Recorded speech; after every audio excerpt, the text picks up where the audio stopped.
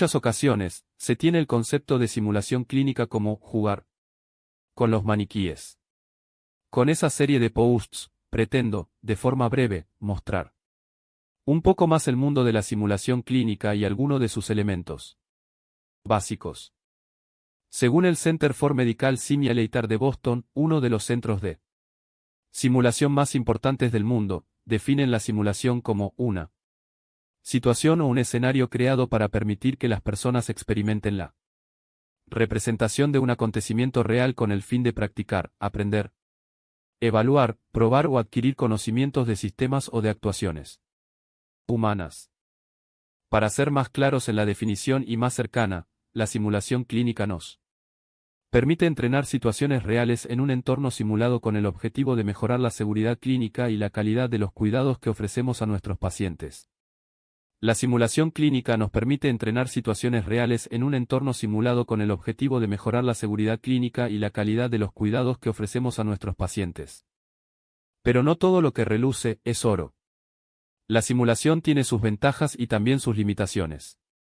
Dentro de las ventajas, tenemos el poder adaptarnos a la velocidad de aprendizaje del alumno. Un entrenamiento integrador. El seguimiento en profundidad. Permite medir la competencia. Aumenta la seguridad de los participantes. Da una experiencia inmersiva, interactiva y competitiva. Brinda anticipación de eventos. Y acelera la curva de aprendizaje. Dentro de las limitaciones, tenemos un altísimo costo en material. Una diferencia de la realidad profesional respecto a la simulación. Ansiedad por sentirse observado. Falta de participación activa. Posibilidad de averías durante el proceso de simulación. Y la falta de realismo. ¿Qué nos aporta la simulación clínica a los profesionales sanitarios? Cuando hablamos de aprendizaje, los adultos estamos más interesados en estrategias centradas en los problemas que centrada en la materia. Edgar Dale muestra en su pirámide del aprendizaje cómo recordamos y aprendemos los adultos. Según esta pirámide recordamos el 10% de lo que leemos, un 20% de los que vemos, imágenes, fotos. Un 30% de los que escuchamos, charlas, grabaciones. Un 40% de lo que vemos y escuchamos, vídeos, y un 50% de aquello en que interactuamos, discusiones. Un 60% de lo que se dice y se escribe. Un 70% de los que se presenta. Un 80% de lo que se enseña. Un 90% de lo que experimentamos, entre las que se encuentran las simulaciones. Y finalmente un 100% de lo que hacemos, experiencia personal. La simulación clínica y sobre todo el debriefing o análisis posterior, aumenta la curva de aprendizaje, disminuyendo el tiempo que el alumno tarda en aprender. Como ven en las curvas, la práctica reflexiva nos hace mover entre la competencia consciente y la incompetencia consciente, elevando la curva del aprendizaje. Esta curva de aprendizaje también la podemos conocer como escalera de aprendizaje, pasando del no sé, que no sé, al dominio de la competencia.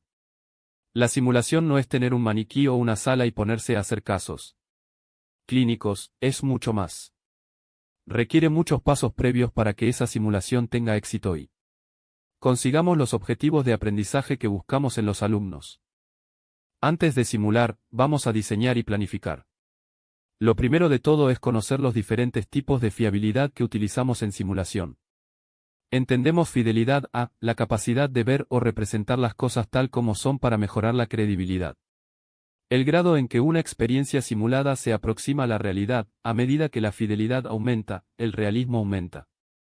El nivel de fidelidad está determinado por el entorno, las herramientas y los recursos utilizados, y muchos factores asociados con los participantes. La fidelidad puede involucrar una variedad de dimensiones. Podemos dividir la fidelidad en física, el simulador, entorno, mula H, etc., nos aproxima a la realidad. Psicológica, interacción del simulador o paciente estandarizado con los alumnos. Conceptual, el caso que se reproduce tiene sentido. Pasos en el diseño y planificación de la simulación clínica. 1. Idea o propuesta inicial. 2. Análisis de las necesidades. 3. Objetivos y resultados esperados. 4. Diseño de la actividad. 5. Diseño del escenario. 6. Simulación. Briefing. Simulación. Debriefing o análisis. Transferencia a la realidad.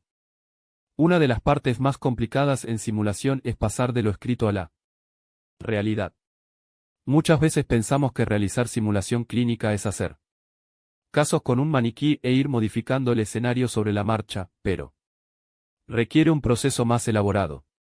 En el diseño y planificación de experiencias de simulación, se proponen unos pasos en el diseño y la planificación de la experiencia en simulación clínica. Estos puntos se pueden resumir en el siguiente esquema. Se parte de una idea o propuesta inicial. Se hace un análisis de las necesidades. Se plantean los objetivos y resultados esperados.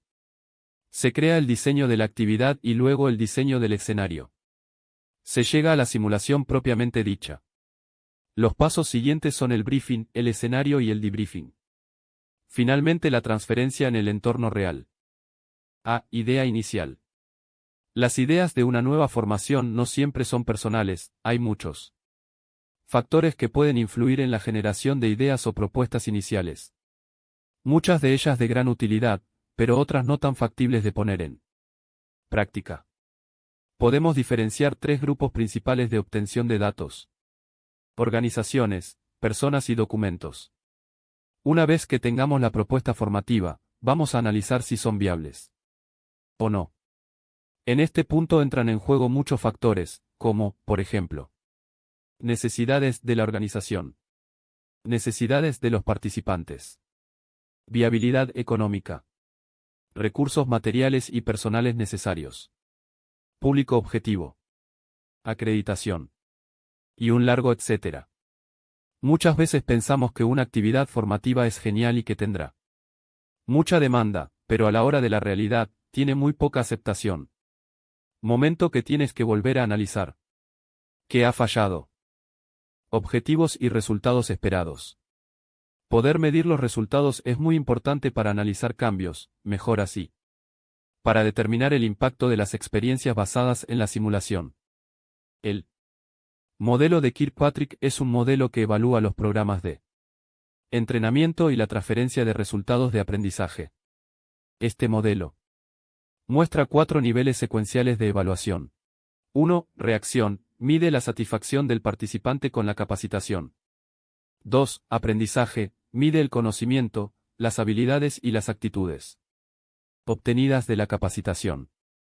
3. Cambios en las medidas de comportamiento que se produjeron como resultado de la capacitación.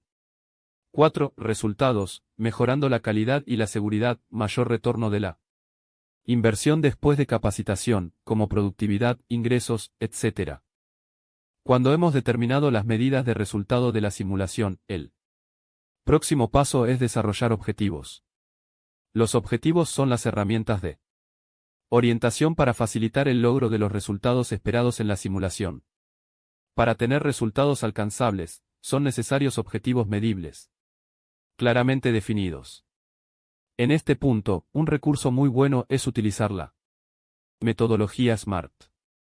Esta metodología se utiliza para escribir objetivos que se centran en los KSA, Knowledge, Skills and Attitudes, conocimiento, habilidad, actitudes, deseados que los participantes en la simulación deben demostrar al completar la simulación.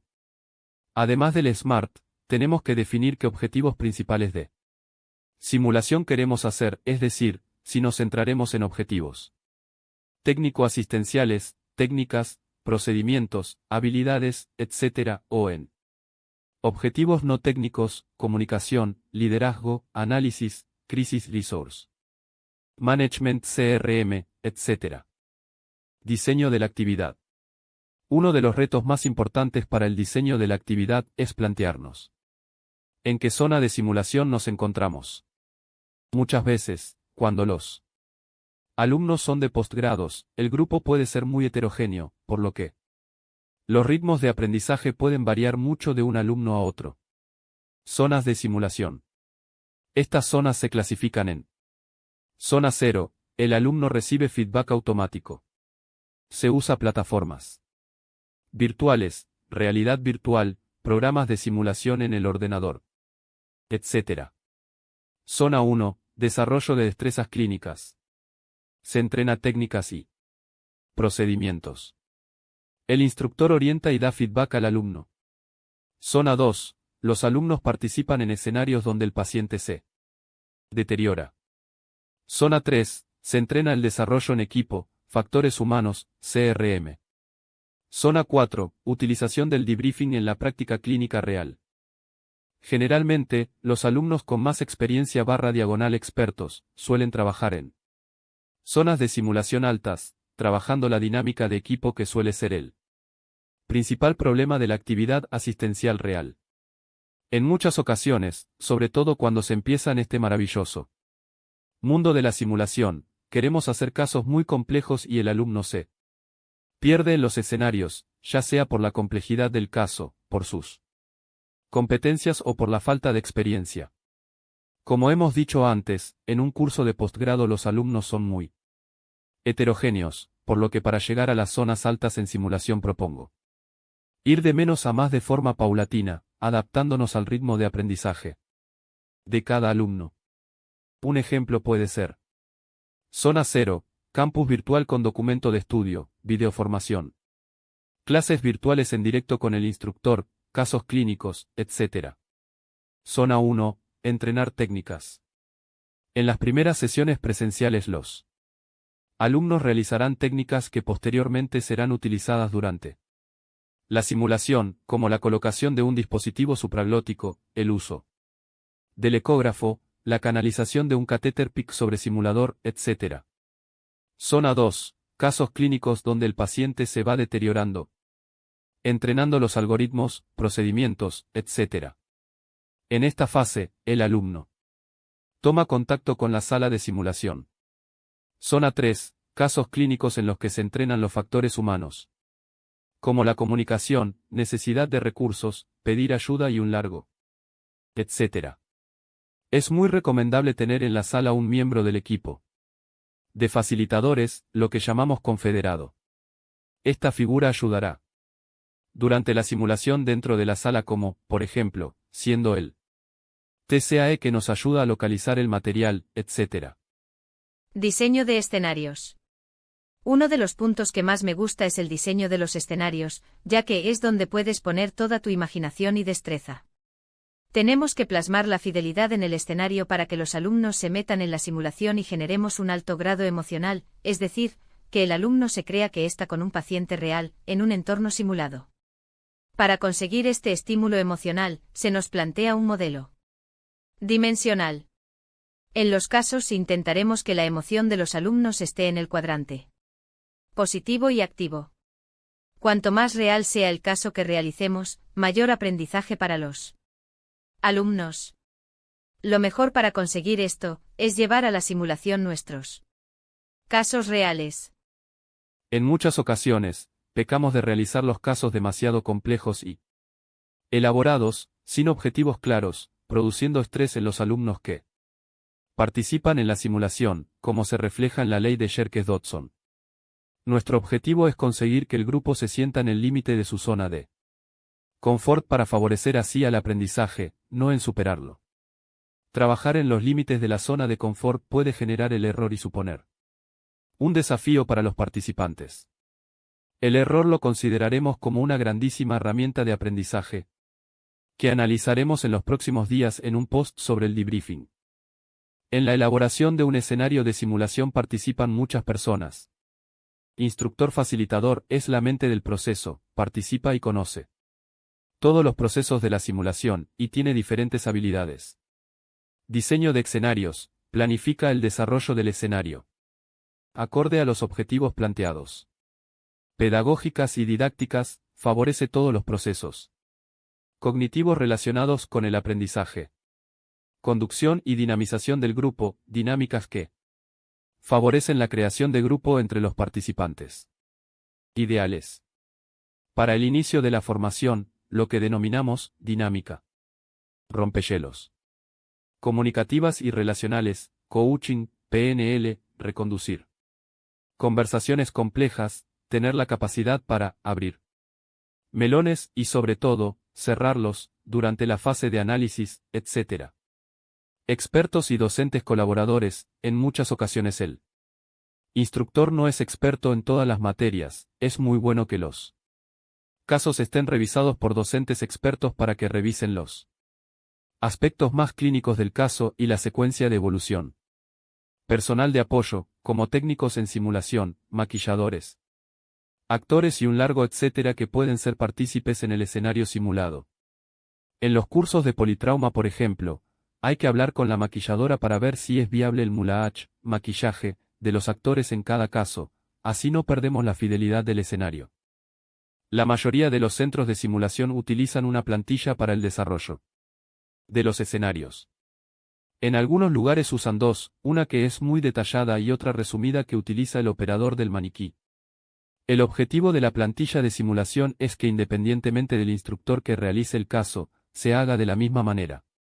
En la plantilla se recogen datos como material necesario, qué hace el simulador en cada momento, qué pasa si los alumnos hacen una cosa u otra y un largo etcétera. Es muy importante que los instructores prueben el escenario antes de hacerlo con los alumnos, para ver fallos y mejoras en la programación de los casos. Puesta en marcha del escenario de simulación con los alumnos. La simulación clínica se suele dividir en 3 fases: briefing, simulación y debriefing. Briefing, esta es una de las fases claves de la simulación. El objetivo del briefing o prebriefing es generar un entorno seguro de aprendizaje y reducir el estrés de los alumnos. Nosotros solemos utilizar varios contratos verbales. Los solemos explicar al inicio del curso y recordar antes de la simulación. Contrato de confidencialidad: los alumnos se comprometen a no revelar los casos y las actividades que se realicen durante la simulación. Contrato Las Vegas: para favorecer un ambiente de aprendizaje, es necesario que los alumnos se sientan seguros. Tenemos que crear un clima de confianza, en el que pueden aprender de los errores y no ser juzgados en ningún momento. Lo que pasa en Las Vegas, se queda en Las Vegas. Lo que pasa en las salas de simulación, se queda en la sala de simulación. Compromiso de ficción, en el que nosotros nos esforzaremos en que los escenarios sean lo más reales posible, pero los alumnos tienen que dejar a un lado la incredulidad y pensar que es un paciente real. Meterse en el escenario de simulación.